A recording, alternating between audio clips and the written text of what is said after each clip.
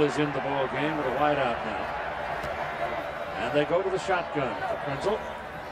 Give him a little time. Pressure coming from the backside. Gets it off, but it's almost intercepted. Oh, my goodness. He had it on his fingertips, and then it was gone. Now, Matt Walters really forced Krenzel to throw that ball too hard to Maurice Clarett. Good pressure by Walters, and that made it a very difficult one-handed attempt by Maurice Clarett. Matt Walters, for a big man, he's in there at 262. Very quick. You have to be quick to play football in any position for the Hurricanes. Seems so. Third down and 15.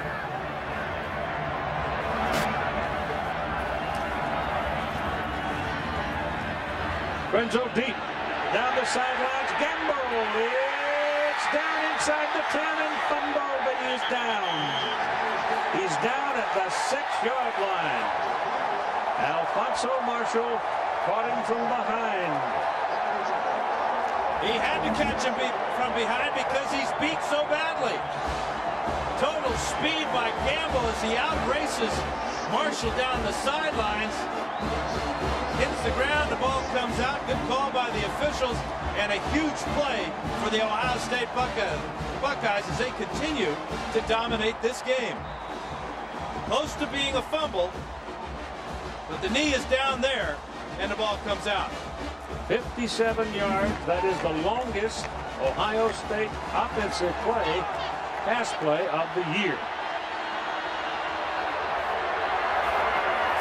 Krenzel keeps it, throws it to the end zone, and it is picked off. Picked off by Sean Taylor. He threw it right to him. He had double coverage on his intended receiver and no chance to get it there, and Clarett has stolen the ball. Yes, he did, Keith. Maurice Clarett with the play of the game, perhaps, as Sean Taylor going down the sidelines, reminiscent of George Teague of Alabama stealing the ball from Miami a few years back. Ball's in the wrong hand. It should have been in the other side, shouldn't it? That's a great point, Keith. But did he really pull it away? The officials say yes, he did. Close. Krenzel trying to force this one. Great read by Taylor as he comes back to take the ball away from Hartsock, and then with the ball in his right hand exposes it to Maurice Clarett right there. And in the judgment of the officials, when they hit the ground, Clarett had more possession than Taylor. And so the Buckeyes are still sitting in the catbird seat down at the 28-yard line on the Miami side.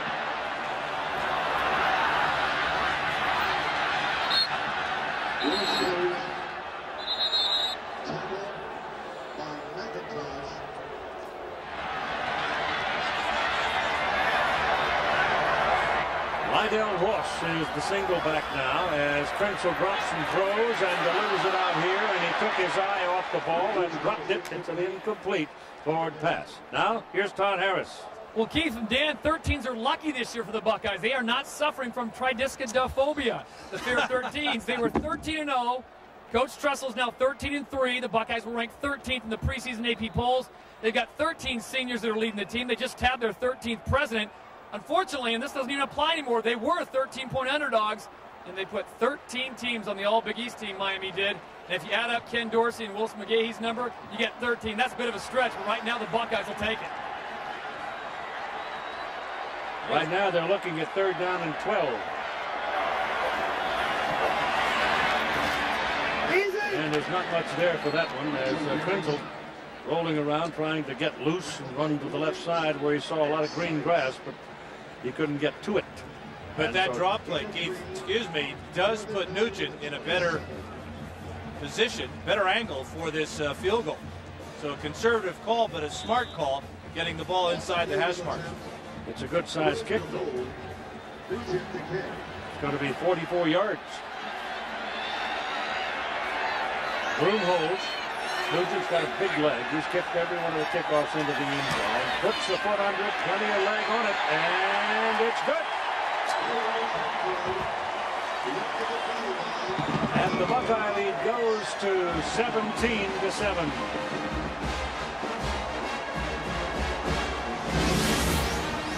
So one corner of the stadium gets very quiet here as the red roars and the Buckeyes lead by 10.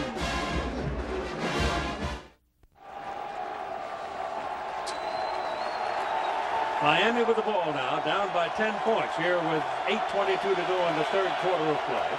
They possess the ball, first down at the 39-yard line. Dorsey comes up throwing, and the pass is caught by Kellen Winslow. Pick up of about 6 yards on the play. C. Grant, the tackle. So C. Grant, who's been banged up a couple of times, but keeps coming back, and he's still the shadow of Kellen Winslow. And that's what Miami has to do, get back to their original game plan, which features the tight end, Kellen Winslow, on short pass routes and have him break tackles for the bigger gains. But they need positive plays right now to get back into a good frame of mind.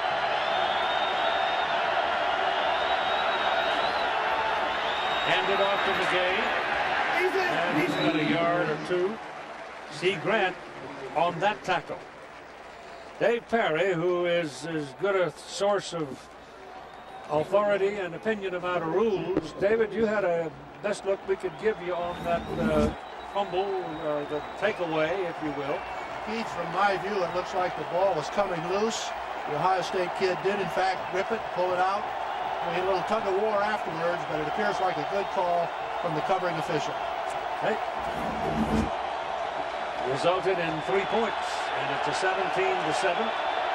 Pretty heads-up play for a freshman, 19 years old, to make that.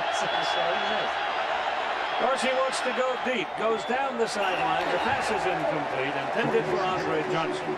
He was a little short. He had him. Yeah, it was another one of those double moves, fake to the post and then back to the corner. As you watch Johnson, great speed. There's the post route, and now back to the outside. Ball is underthrown, and Johnson loses his footing on this good field. And Capshaw is in to punt.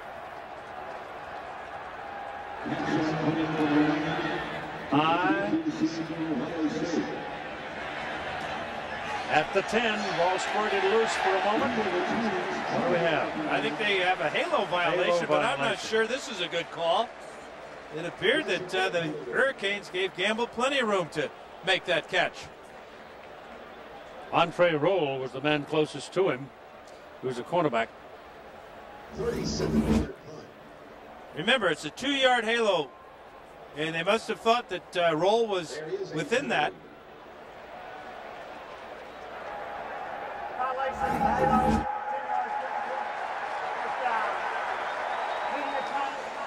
Well, that's what's called as a halo violation. It's evident it moves the ball, and it moves it in favor of Ohio State. Carrying the ball, it's Claret. And from the 21-yard line, he's up to about the 23. 20, where do you see in the swing of things here in this ball game? Well, basically, I see an Ohio State offense is doing the same things they've been doing all year. A very conservative approach to the game. And I think you give most of the credit for their success to the offensive line, protecting the football. Then it goes back to Craig Krenzel. When nothing is there, he's not taking any chances. He does not want to create the turnover. He wants to keep that plus turnover margin in this ball game by not doing anything silly. Fortunately for him, he's a tough kid. He's in the shotgun, second down, and 9. Now takes off with the ball and breaks the tackle. The second one takes it down at the 25. That would be Jamal Green. Jamal Green right now is matched up against a freshman, Rob Sims, at that tackle position for Ohio State. And you know, Keith, you saw, well, Swanee was telling us about how Ohio State's getting back to what they want to do. Part of what they want to do, as we saw with the play clock in there, is milk that clock all the way down. Now, that was pretty close for comfort that time, but you'll see that they're trying to extend the game, shorten the game, by running the play clock down and not snapping it until they are within 5 seconds almost every time. Krenzel is the game's leading rusher. He has 10 carries for 51 yards and a touchdown, and he's back looking for a receiver. Lets it go to the sidelines. Has him.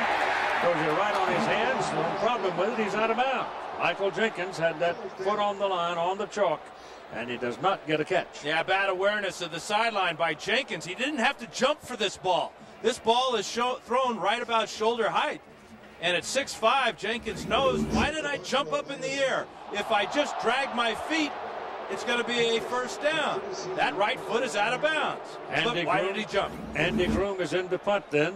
56, 44, and 63 tonight. Got a little pressure there and didn't get all of it. And hooks it out of bounds. So that's his poorest punt of the night.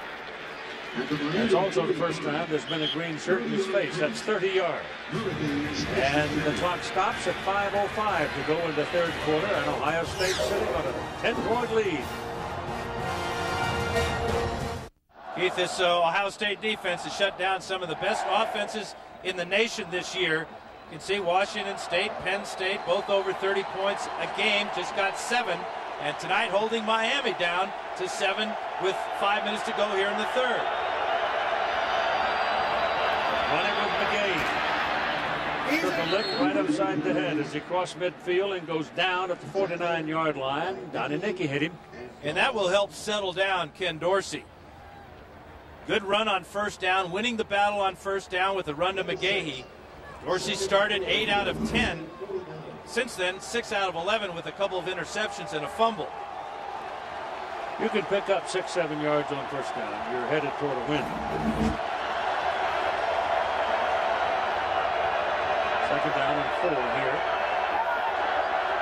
Buckeyes defense jumping around. Dorsey throws it outside and misses the intended receiver, and there's a penalty flag thrown to the linesman across the way. Ethnic Sands was a man breaking for the ball, but it was well off the mark.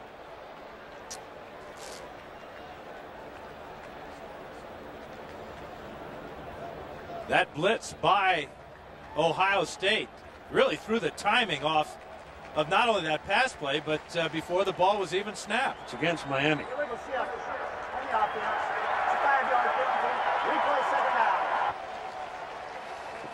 So a well-timed blitz by Mark D'Antonio, defensive coordinator for the Buckeyes. Watch Doss come up. That forces Dorsey to change the play. Now Quatrine Hill is not set, nor is McGahee. The ball is snapped. Illegal.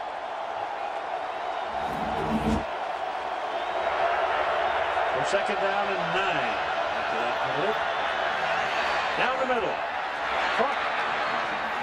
Winslow.